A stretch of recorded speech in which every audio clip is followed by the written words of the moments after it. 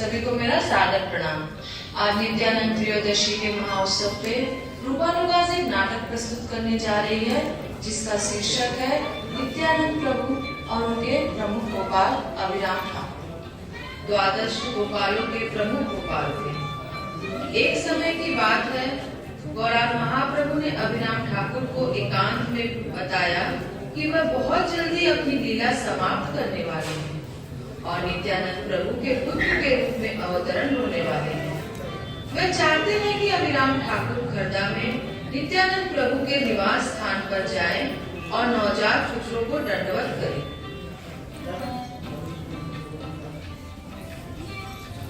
यशो अभिराम, यशो, आज तुमको एक बहुत जरूरी बात बताना है, तुम ये सुनो। अभिराम, बहुत जल्दी मैं अपनी लीला समाप्त करने वाला हूँ। कृष्ण कृष्ण की बोलছেন মহাপ্রভু, की बोलছেন? शांत हो अभिराम, शांत हो, एटी गोपन रखो। हाँ कृष्ण, हाँ कृष्ण। अभिराम, मैं चाहता हूँ कि तुम नित्यानंद प्रभु के निवास स्थान पर खर्दा में जाओ और वहाँ उनके नवजात शिशु धन्यवाद करो। धन्यवाद करते ही तुमको सब प्रकाशित हो जाएगा। मैं नित्यानंद प्रभु की पूजा के रूप में जन्म लेने वाला हूँ। हरि बोल, हरि बोल। जैसे आपकी आज्ञा महाप्रभु, जैसे आपकी आज्ञा। और दूसरी तरफ खर्दा में नित्यानंद प्रभु और वसुधा माता के पहले संतान का जन्म होता है। घर के आंगन में वसुधा माता शिशु को गोद में लिए, जानवा माता पास खड़ी और सारे भक्त चारों ओर बैठे हैं। धन्यवाद, धन्यवाद। आशीर्वाद दीजिए बच्चे को। तभी अभिराम ठाकुर नित्यानंद प्रभु के घर में प्रवेश करते हैं। आओ अभिराम, आओ। हरि बोल, हरि बोल। जय निताय, जय निताय। तुमको देखकर बहुत आनंद मिला अभिराम, बहुत आनंद मिला।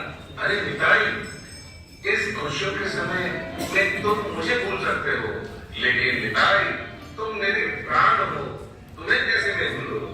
जय जय जय भाई अभिराम। देखो मेरे घर पुत्र जन्मा है। मुझे पता है निमाई, मुझे पता है। जिसका दर्शन करो। अभिराम ठाकुर शिशु की ओर देखते हैं, फिर उसे दंडवत करते हैं। तुरंत नवजात शिशु की मृत्यु हो जाती है।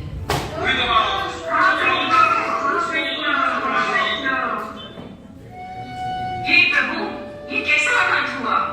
अरे अरे सर्वनाश हो গেছে, सर्वनाश।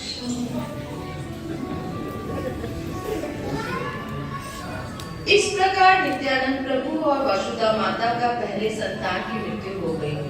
अभिराम ठाकुर के दंडवत प्रणाम में अद्भुत शक्ति थी। अगर अभिराम ठाकुर किसी भी मूर्ति को दंडवत करते और वो प्रमाणिक ना होता तो मूर्ति तुरंत ही टूट जाता। उसी प्रकार अगर अभिराम ठाकुर किसी व्यक्ति को दंडवत करते और उनमें वैष्णव गुण ना होता, उनकी मृत्यु तुरंत ही हो जाती। इसी तरह नित्यानंद प्रभु के एक के बाद एक संतान का जन्म लेते हैं। अभिराम ठाकुर उनका दर्शन करने आते हैं, उसको दंडवत करते हैं और उसकी मृत्यु हो जाती। ऐसा 7 बार हुआ, यानी नित्यानंद प्रभु के 7 संतानों की मृत्यु हो गई अभिराम ठाकुर के दंडवत करने से। अब 8वें संतान के बाद खर्दा में एक ছেলেটাকে আমি কিছু হতে দেব না। हम जानते हैं कि अभिराम ठाकुर आपके बहुत प्रिय मित्र हैं। आपके द्वादश गोपालों में प्रमुख हैं। पर स्वामी, अब उन्हें हमारे घर मत बुलाइए। उनके आने से और दंडवत करने से हमने अपनी 7 संतानों को खोया है। হ্যাঁ হ্যাঁ, বসুধা ঠিক বলছে। ठीक আছে, ठीक আছে। আমি কিছু ব্যবস্থা করছি। देखे क्या कर सकते हैं।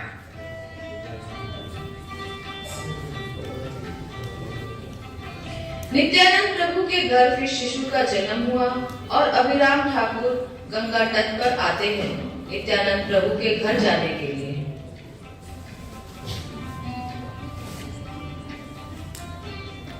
ये क्या? घाट पर सभी नाव पलट कर रखी हुई है, केवल एक ही नाव तैयार है। ऐसे कैसे सारे नाविक अपने नाव पलट के रखे हैं? क्या आपको पता नहीं कि नित्यानंद प्रभु के फिर से संतान का जन्म हुआ है? पिछले 7 संतानों को एक अवधूत के दंडवत के कारण मृत्यु प्राप्त हुआ है। की कष्ट हो। लेकिन इस बार सख्त आदेश है कि किसी भी तरह वो अवधूत खरदा नहीं जा पाए। और मुझे ऐसा क्यों लग रहा है कि वो अवधूत शायद आप ही हैं।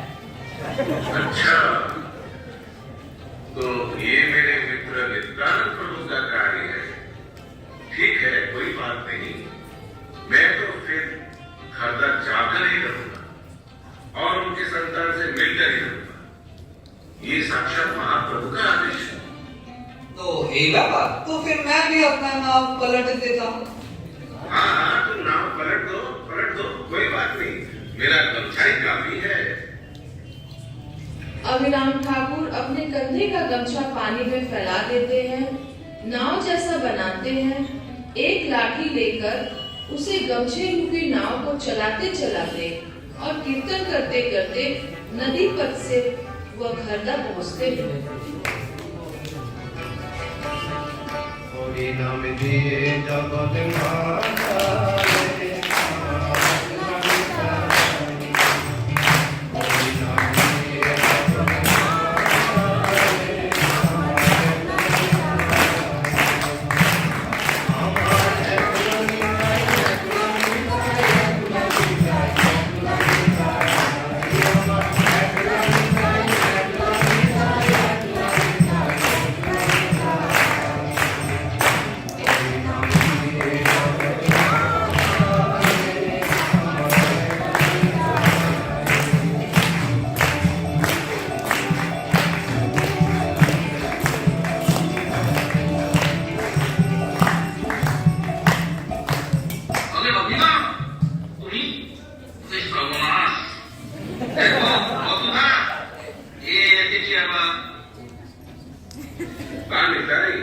तुम नहीं बुलाओगे, रोक लगाओगे, तो क्या मैं नहीं आऊंगा?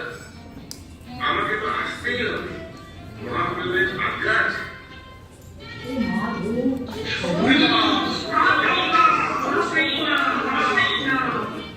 আমি তোমাকে সাবধান করে দিচ্ছি, यदि ये पुत्र भी मर गया तो हम भी प्राण त्याग देंगे। এসো অভিনা, এইদিকে এসো, পিড়েতে বসো, প্রসাদ পাও। হ্যাঁ হ্যাঁ হ্যাঁ, ঠিক বলেছো। একটু বসে একটু প্রসাদ পেয়ে নিই প্রথমে। अभिराम ठाकुर पहले पेट भर भोजन करते हैं,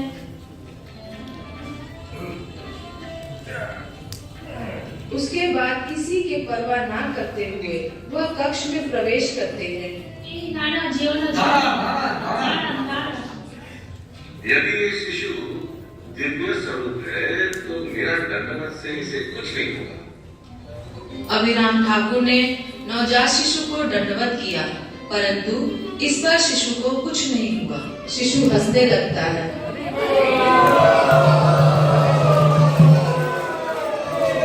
इससे अभिराम ठाकुर निश्चित हुए कि इस शिशु के रूप में महाप्रभु अवतरित हुए। তুমি এসেছো, তুমি আমার ফিরে এসেছো। তুমি তোমার কথা রেখেছো। হরি বল, হরি বল।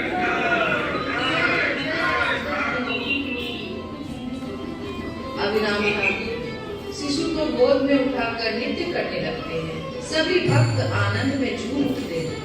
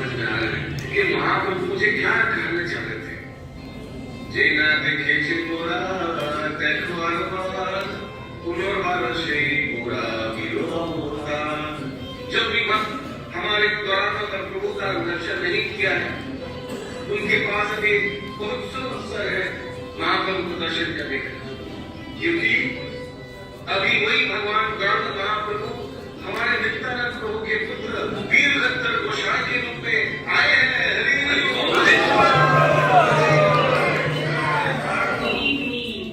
नित्यानंद प्रभु के कन्या संतान का जन्म भी हुआ था। वह संतान भी अभिराम ठाकुर का दंडवत को सहन कर ली थी।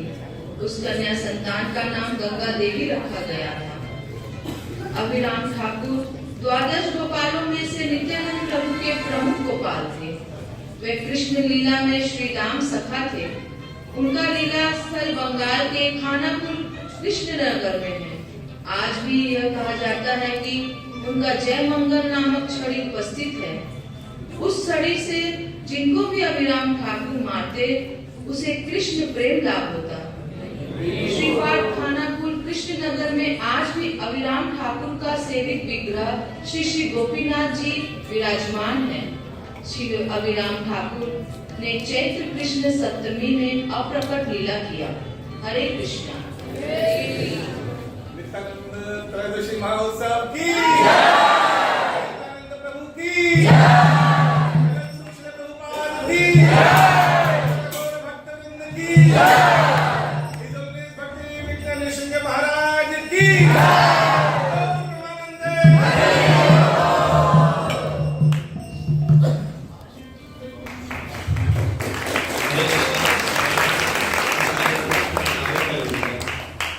हरे कृष्णा। राजकुमार कृष्णदास अभिराम ठाकुर के रोल में।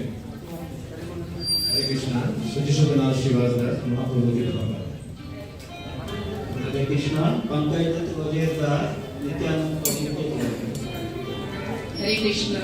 वेदना लीलावती देवी दासी माता वसुधा के रूप में। हरे कृष्णा। मंजीर अरोड़ा जामापुर जिला। हरे कृष्णा। मैं पूनम जायसवाल गांव वासी के रूप में। हरे कृष्णा। मैं राशि हरे कृष्णा। मैं गाँव वासी। कृष्णा। मैं सत्यम जायसवाल।